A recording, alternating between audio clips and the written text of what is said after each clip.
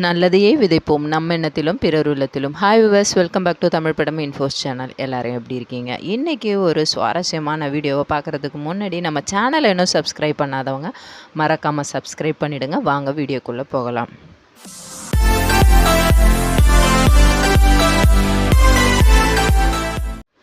திருமணமாகி புதிதாக வீட்டுக்கு வந்த மருமகளிடம் மாமியார் சொன்னார், இந்த வீட்டுக்குன்னு சில வரமுறை இருக்குமா? இது ஒரு அமைச்சரவை மாதிரி.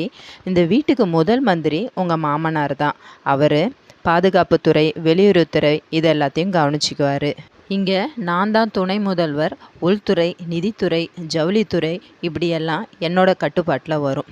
என் அதாவது உன் வீட்டுக்காரன் தான் தொழில்துறை, போக்குவரத்து துறை, வீட்டு வசதித்துறை இதெல்லாம் பார்த்துக்குவான்.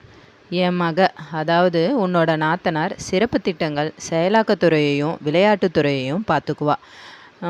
நீ எதை பார்த்துக்கிற சொல்லு? உனக்கு உணவுத்துறை, சுகாதாரத்துறை, குடும்ப நலத்துறை இதெல்லாம் ஒதுக்கலாம்னு இருக்கேன், சரிதானே என்று கேட்டார் மாமியார். அதுக்கு மருமகளோ சிரித்து கொண்டே, ஐயோ அத்தை, பெரிய பெரிய பொறுப்பெல்லாம் எனக்கு எதுக்கு? நீங்களே எல்லா நிர்வாகமும் பண்ணுங்க. நான் எதிர்கட்சி தலைவராக மட்டும் இருந்துக்கிறேன். அப்போ தான் அடிக்கடி வெளிநடப்பு செய்ய முடியும்னு சொல்லி முடிச்சா. மனசுக்குள்ளேயே, நீங்கள் கல்யாணம் ஆகி போன வீட்டில் இந்த மாதிரியான வாய்ப்புகள் யாருக்காவது கிடச்சிருந்தாலோ, இல்லை வேறு மாதிரியான சுவாரஸ்யமான சம்பவங்கள் யாருக்காவது நிகழ்ந்திருந்தாங்களோ எனக்கு மறக்காமல் கமெண்ட் செக்ஷனில் கமெண்ட் பண்ணுங்கள். இந்த வீடியோ பிடிச்சிருந்தா லைக் பண்ணுங்கள், மற்ற நண்பர்களுக்கும் ஷேர் பண்ணுங்கள். நன்றி.